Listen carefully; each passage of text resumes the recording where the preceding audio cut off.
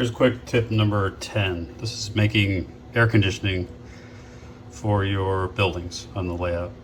I'm using 1/4 inch by 1/8 inch styrene rectangular shaped strips, and most kits have these giant rooftop HVACs. This is from a Walther's kit. I've got them on a couple of buildings, but they're big, number one, and number two, if every single building has the same HVAC unit, that's not reality. So some of the smaller buildings use residential central air. So this all scale miniatures, I found them on eBay. And let me show you those first, because those are just, you buy them and paint them. They're 3D printed. I'm always a big fan of 3D printing because the finish isn't great, but these are pretty good. So they're your typical residential looking compressors. So you put these outside of, like for me, the little yard office on the layout is small enough where something like this would cool the building, in theory. I don't know if that was real, it'd probably be a 2.5, 3 ton maybe. So I'll spray paint that a flat gray, and then I'll probably do something different on the fan, and I'll even put a little logo, probably a Carrier logo, because it's a brand I like. So I've got 5 of those. They come in this set. And then another option, which these I made.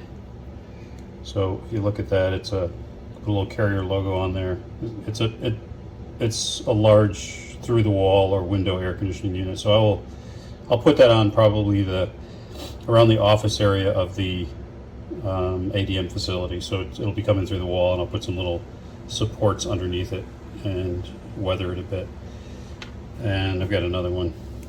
The logos are tough because to try to cut those out, that oval, magnifying glass and a razor and patience. So got a couple of those that I made.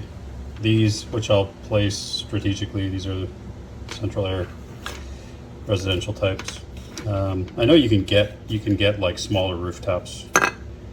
I forget the brands with the ductwork and whatnot, but just wanted to show you how to make these window air conditioners. So what I do is I just cut 2 sections of this, and I glue them together with that plastic cement or styrene cement, and that gives you a wider piece. And then for the grill, I have this, which is left over from a Pike Stuff kit, which I made the ADM facility out of. These are the garage doors, and it's good enough to cut pieces to make the grill. So you just take that plastic piece that you double up with this styrene strip, get it nice and smooth, shape it, sand it, file it, and then just put a piece of that on there for the grill.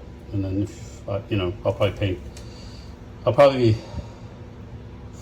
this is more of a prototype, so I'll probably do it again and paint it with a flat, just a light coating of a flat white. But when I put it up against the building, I put the supports under it. It'll look pretty cool because it's one of those details you don't see often. These central air units and window air units.